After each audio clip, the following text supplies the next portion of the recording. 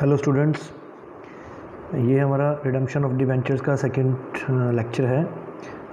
Last lecture में हमने methods of redemption of debentures, ये जो सामने आपको एक डायग्राम दिख रहा है, ये डिस्कस किया था कि methods of redemption of debentures इस प्रकार होते हैं। हम लमसम पेमेंट से उनकी रिडम्पशन कर सकते हैं, इंस्टॉलमेंट मेथड से उनकी रिडम्पशन कर सकते हैं, अपने ही डिबेंचर को ओपन मार्केट से परचेज़ करके उनकी रिडम्पशन कर सकते हैं, या अपने डिबेंचर्स को शेयर्स में कन्वर्ट करके भी उनकी रिडम्पशन कर सकते हैं। तो अब हम रिडम्पशन ऑफ डिबेंचर्स की थ्योरी में आगे बढ़ते हुए बात करते हैं कुछ रूल्स की। तो सबसे पहले बात करते हैं redemption of debentures. Debentures are usually redeemable but a company may also issue irredeemable debentures.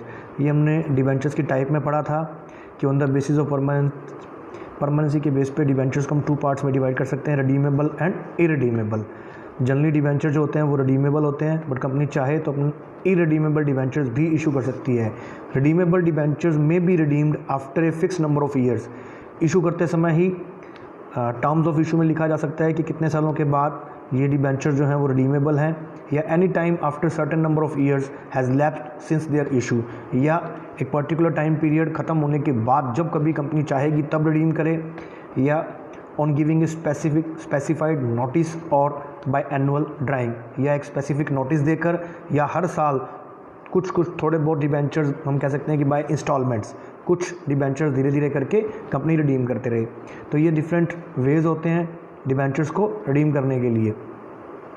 A company may also purchase its debenture as and when convenient in the open market, and when debentures are quoted at discount on stock exchange it may be profitable for the company to purchase and cancel them।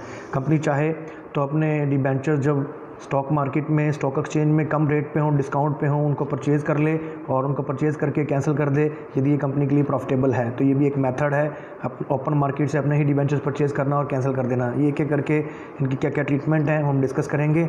तो सबसे important point यहाँ पे discuss करते हैं कि जिस तरह से प्रेफरेंस शेयर को रिडीम करते हैं, तो वहाँ पे प्रेफरेंस शेयर को रिडीम करने के लिए एक आउट ऑफ प्रॉफिट एक मेथड रहता है जिसमें हमको CRR अकाउंट यानी कैपिटल रिडम्पशन रिजर्व में पैसा ट्रांसफ़र करना होता है। ऐसा ही कुछ यहाँ डिबेंचर्स को रिडीम करने के लिए भी एक प्रोविज़न है कि debenture redemption reserve account open किया जाए। तो इसके बारे में पढ़ते हैं।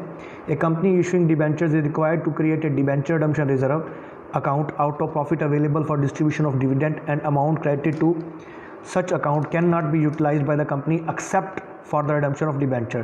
Such an arrangement would ensure that the company will have sufficient liquid funds for the redemption of debentures at the time they should fall due for payment। यहाँ पे डिबेंचर रिडम्पशन रिजर्व बनाने का सबसे बड़ा रीज़न ये रहता है कि जब कभी कंपनी ने डिबेंचर रिडीम करने हो तो कंपनी के पास सफिशिएंट लिक्विड फंड्स हों, ताकि पैसा हो, ताकि एक पर्टिकुलर टाइम पीरियड जो भी कंपनी ने स्पेसिफाई कर रखा है उस टाइम पीरियड पे कंपनी जो है अपने डिबेंचर्स को रिडीम कर सके।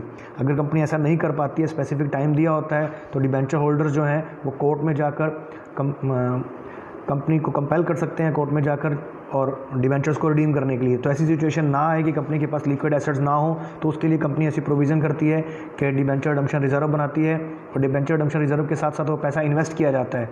N appropriate amount is transferred from profit every year to debenture redemption reserve and its investment is termed as debenture redemption reserve investment. इसका एक और नाम भी है, इसे सिंकिंग फंड अकाउंट भी कह सकते हैं, और इन्वेस्टमेंट को सिंकिंग फंड इन्वेस्टमेंट अकाउंट भी कह सकते हैं।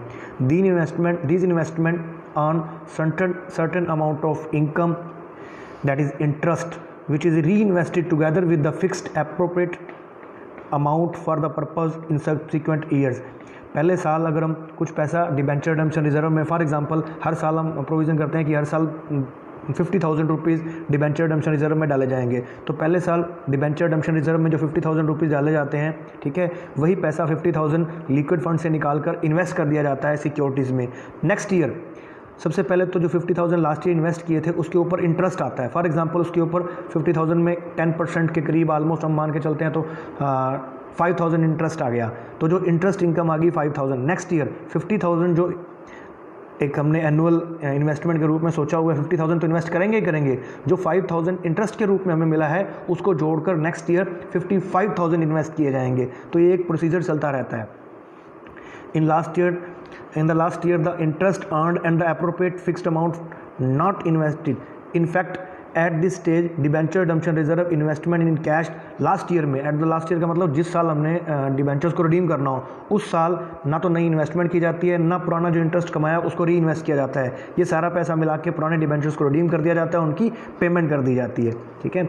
एनी प्रॉफिट और loss made on encashment of debenture redemption fund investment is also transfer to the debenture redemption reserve account. जो डिबेंचर रिडम्पशन इन्वेस्टमेंट हमने बना रखी की थी उनको सेल कर दिया जाता है, उस पर प्रॉफिट या लॉस कुछ भी हो सकता है, जो भी प्रॉफिट या लॉस हुआ उसको डिबेंचर रिडम्पशन रिजर्व अकाउंट में ट्रांसफर कर दिया जाता है। ये एक डिबेंचर रिडम्पशन रिजर्व का एक कंसेप्ट है। ठीक है।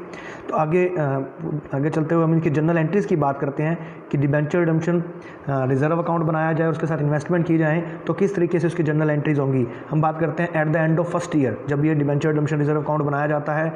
ठीक है। तो पहला साल फर्स्ट ईयर में क्या एंट्रीज की जाती हैं।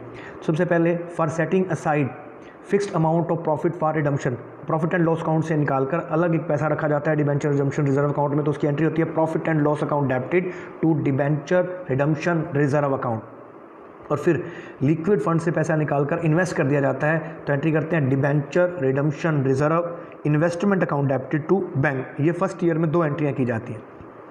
And in the subsequent year यानी कि सेकंड, थर्ड, फोर्थ ईयर, जो सब्सिक्वेंट ईयर होंगे सिर्फ लास्ट ईयर को छोड़कर, उन ईयर्स में 4 एंट्रियाँ होंगी। वो 4 एंट्रियों में 2 एंट्रियाँ बढ़ जाएंगी। पहली 2 एंट्रियाँ कौन सी बढ़ जाएंगी। पहली एंट्री जो लास्ट हमने इन्वेस्टमेंट की थी उस इन्वेस्टमेंट पे इंटरेस्ट मिलेगा, इंटरेस्ट मिलेगा तो एंट्री करेंगे bank account debited to interest on debenture redemption reserve investment account.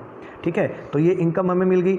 अब पहली एंट्री तो इनकम रिसीव करने की, सेकेंड एंट्री इस इनकम को डिबेंचर रिडम्पशन रिजर्व अकाउंट में ट्रांसफर करने की, तो एंट्री होगी interest on debenture redemption reserve investment account debited to debenture redemption reserve account. ठीक है। तो ये 2 एंट्रियां बढ़ गई, इंटरेस्ट को रिसीव करने की और उस इंटरेस्ट को डिबेंचर रिडम्पशन रिजर्व अकाउंट में ट्रांसफर करने की। अब थर्ड एंट्री वही, हर साल जो हमने एक पर्टिकुलर अमाउंट इन्वेस्ट करने के बारे में सोचा था वो प्रॉफिट एंड लॉस से निकालेंगे और डिबेंचर रिडम्पशन रिजर्व में डालेंगे, तो एंट्री होगी profit and loss account debited to debenture redemption reserve account. And the fourth entry, हर साल जो हमने पैसा प्रॉफिट एंड लॉस से निकालना है वो प्लस जो इंटरेस्ट की इनकम हुई थी उन दोनों को जोड़कर री इन्वेस्ट किया जाएगा, तो debenture redemption reserve investment account debited to bank account. ठीक है। तो सब्सिक्वेंट ईयर्स में ये 4 एंट्रीज होंगी। अब आते हैं लास्ट ईयर में। लास्ट ईयर में जितना फंड हमने इन्वेस्ट कर रखा है, जितना पैसा इन्वेस्ट कर रखा है उसके ऊपर हमें क्या मिलने वाला है, इंटरेस्ट मिलने वाला है, वो एंट्री होनी है। तो bank account debited to interest on debenture redemption reserve investment account. ठीक है। फिर ये जो इंटरेस्ट हमने रिसीव किया इस इंटरेस्ट को डिबेंचर रिडम्पशन रिजर्व में भी डालेंगे, तो एंट्री होगी interest on debenture redemption reserve account, interest on debenture redemption reserve investment account debited to debenture redemption reserve account. ठीक है। तो ये ट्रांसफर कर दिया। ये 2 एंट्रियाँ होने के बाद अब हम इन्वेस्टमेंट को हर साल जो हमने एक इन्वेस्टमेंट करनी थी वो इन्वेस्टमेंट का पैसा प्रॉफिट एंड लॉस से निकालेंगे, तो profit and loss account debited to debenture redemption reserve account. ये अब पैसा निकाल लिया प्रॉफिट एंड लॉस से और डिबेंचर रिडम्पशन रिजर्व में डाल दिया। बट जो इन्वेस्टमेंट करने की एंट्री थी, जो पैसा इन्वेस्ट करने की एंट्री थी वो नहीं होगी। अब पुरानी इन्वेस्टमेंट को बेच देंगे, तो एंट्री करेंगे बेचने की, bank account debited to debenture redemption reserve investment account. अब बेचने पे प्रॉफिट भी हो सकता है और लॉस भी हो सकता है। प्रॉफिट हुआ तो भी रिडम्पशन रिजर्व अकाउंट में डाला जाएगा, लॉस हुआ तो भी रिडम्पशन रिजर्व अकाउंट में डाला जाएगा, एज द केस में भी। उसके बाद डिबेंचर्स को रिडीम करने की बात करेंगे, तो डिबेंचर्स को रिडीम करने के लिए सिंपल, अगर पार पे रिडीम कर रहे हैं तो बड़ी सिंपल सी एंट्री है, debentures account debited to debenture holder and then debenture holder account debited to bank. ठीक है। और यदि हम क्या कहते हैं उसको, प्रीमियम पे डिबेंचर्स को रिडीम कर रहे हैं, तो वो प्रीमियम का पैसा डिबेंचर रिडम्पशन रिजर्व से निकाला जाएगा। तो पहले प्रीमियम निकालेंगे और प्रीमियम को डिबेंचर होल्डर को ड्यू कर देंगे और फिर डिबेंचर होल्डर को डिबेंचर्स की अमाउंट और प्रीमियम की अमाउंट इकट्ठी जो बन जाएगी, जो उनको हमने ड्यू की है उसकी पेमेंट कर दी जाएगी। और जो भी डिबेंचर रिडम्पशन रिजर्व अकाउंट में बचेगा उस पैसे को ट्रांसफर कर दिया जाएगा जनरल रिजर्व में, क्योंकि ये एक कैपिटल रिक्वायरमेंट नहीं थी। जैसे पिछली बार हमने देखा था प्रेफरेंस शेयर में कि जो CRR अकाउंट में पैसा होता है उसको एक ही पर्पज़ के लिए यूज़ करते हैं, बोनस शेयर। बट यहाँ ऐसा नहीं है, यहाँ कोई कैपिटल रिक्वायरमेंट नहीं थी, यहाँ तो सिर्फ लिक्विड एसेट्स इन्वेस्टमेंट को अलग करने के लिए फंड बनाया गया था। जनरल रिजर्व यानी कि जो प्रॉफिट डिविडेंड के लिए अवेलेबल है उनसे बनाया गया था, उन्हीं में इसको वापस ट्रांसफर कर दिया जाएगा। बैलेंस जो होगा डिबेंचर रिडम्पशन रिजर्व अकाउंट का वो ट्रांसफर कर दिया जाएगा जनरल रिजर्व अकाउंट में। तो ये हमारी डिबेंचर रिडम्पशन फंड या debenture redemption fund investment account से रिलेटेड जो एंट्री थी वो हमने यहाँ इस लेक्चर में डिस्कस की। इससे आगे का प्रोसीजर हम नेक्स्ट लेक्चर में डिस्कस करेंगे। Okay, thank you.